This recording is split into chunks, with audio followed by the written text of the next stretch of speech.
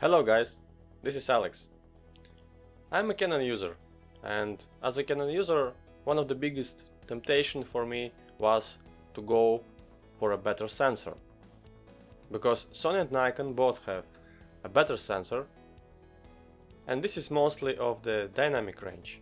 Canon camera's dynamic range is about 12 stops, and only on the latest models this was improved very much.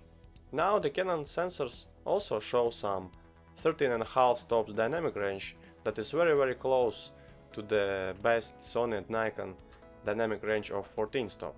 And now we can see that Canon sensors are improving, and for example in the models 80D, 77D, 1DX Mark II, we can see that dynamic range went to 13.5 stops, which is awesome, I think. Okay, let's see 6D Mark II rumored specifications that in my opinion are most likely to be true. 24-28 megapixels. Okay, I don't mind to have even 21 as we have in all old model. 45 autofocus points, all cross type.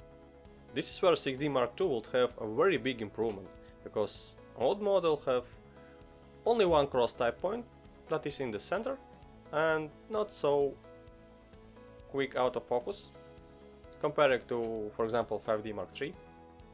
6 frames per second shooting. Okay, slight improvement here, this is nice. 1.5 stop better at higher ISO? I don't think so, because 5D Mark IV doesn't show up with 1.5 stop improvement in my opinion.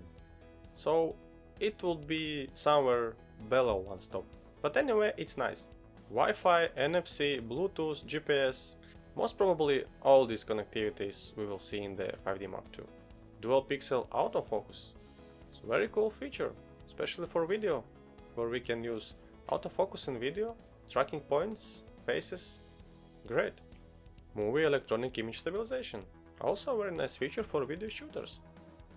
1080 video at 60 frames per second. This is very nice for video shooters in my opinion. And finally, dynamic range of 13.5 stops. This will be a huge improvement in my opinion. Now let's think, which specs Canon can manipulate to protect its 5D Mark IV and not include in the 6D Mark II. 4K in the 5D Mark IV is a pain in the butt. It uses a crop mode, 1.74 crop mode.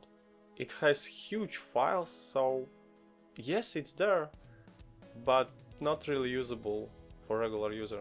So this is one option that Canon could cut from the 6D Mark II to protect 5D Mark IV. Articulating screen. 5D Mark IV doesn't have it. So 6D Mark II would be better in this area. Would Canon do that?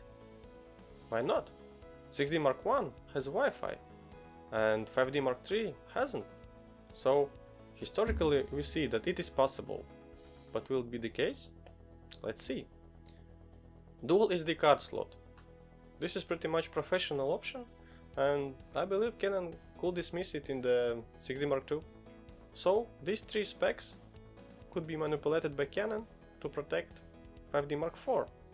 But recently we had a very good news, where we can see that Canon is going to launch 2 new camera models. One of it most probably will be 6D Mark II, and another SL2 that will replace 100D. And in this certification request we can see 2 options. One option is articulating screen like in 80D, so this option will be in, most probably. And another thing that we can see is the size. It will be little bit bigger, but I think it will be very hard to notice. In my opinion, only 2 specs left that is under question. Will Canon include them or not? 4K video and dual SD card slot. So actually for photographers only dual SD card slot. So overall, Canon 6D Mark II will be very awesome camera. Of course at the launch time it will be a bit pricey, I think over $200, but we can wait some 2-3 months and the price should drop to about 70, 80, 100 bucks, and this will be the point where I probably will pick it up. Okay? Let me know what you think about Canon 6D Mark II. Do you also can't wait it like me? Rumors also say that we will see Canon 6D Mark II in July, so little bit patience. Bye!